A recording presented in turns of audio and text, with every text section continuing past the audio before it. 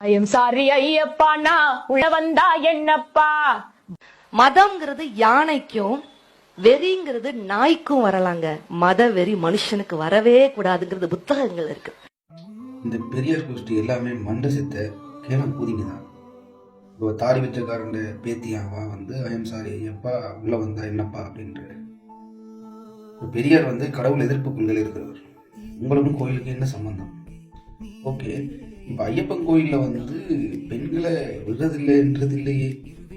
ஐயப்பன் கோயிலில் அதுக்குன்னு ஒரு வர வச்சிருக்காங்க, சின்ன பிள்ளைகள் போகலாம். அதுக்கு மாதிரி கொஞ்சம் பெருசாக வந்த பிறகு அந்த பொம்பளை பிள்ளைகள் போகலாம்ன்றது ஐயப்பன் வரமுறை. அது மாதிரி மற்ற கோயில்களுக்கு ஐயப்பன் நிறைய கோயில்கள் இருக்குது. அச்சன் கோயில், ஆரியங்க, குலத்தொழில் அப்படின்னு நிறைய கோயில் இருக்குது. அதுக்கெல்லாம் போகலாம்.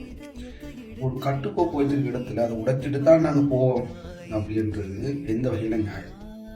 இந்த தற்குறித்த திருந்தாது. இது எப்பயாச்சும் களங்கத்தை ஏற்படுத்தணும், பிரிவினவாதத்தை ஏற்படுத்தணும் என்றுதான் வருது. கடவுள் இல்லைன்னு சொல்ற உனக்கு கோயிலுக்கு போக வேண்டிய அவசியம் என்ன? என்ன மயிருக்கு அது கேட்குறீங்க? இதெல்லாம் தற்குறிங்க. அதே மாதிரி சொல்லிடலாம், கிட்டா உங்களையும் விட சைனாக்காரன், ஜப்பான்காரன், அவன்லாம் எவ்வளவு உயரத்துக்குள்ள எவ்வளவு உச்சத்துல நிக்கிறான் அறிவியல்ல. அவன் கடவுள் இல்லைன்னு சொல்லியிருக்கானா?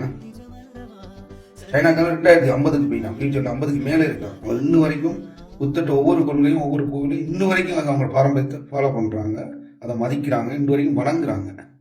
அவன் முட்டாளா? முட்டா கொஞ்சம் பெரியார் உங்க குரூப்புக்கு மண்டைக்குள்ள மூளை இல்லை, பீ தான் இருக்கு. இதெல்லாம் இது அங்க இருக்கு பொம்பளைங்களா இருங்க. எது வேணாம்னு சொல்றோமோ அதை செய்யணும்னு சொல்லுங்க. ஐயப்பன் கோயிலுக்கு பொம்பளையிலே போகக்கூடாதுன்னு மூடி வைக்கல. அதுக்கு ஒரு வயசு வச்சிருக்காங்க. இந்த சின்ன வயசுல வரலாம், பெரிய வயசுல வரலாம். மற்ற ஐயப்பன் கோயிலுக்கு போகலாம். தற்குறி தாய்லிங்களை புரிஞ்சு கொள்ளுங்க. ஓகே.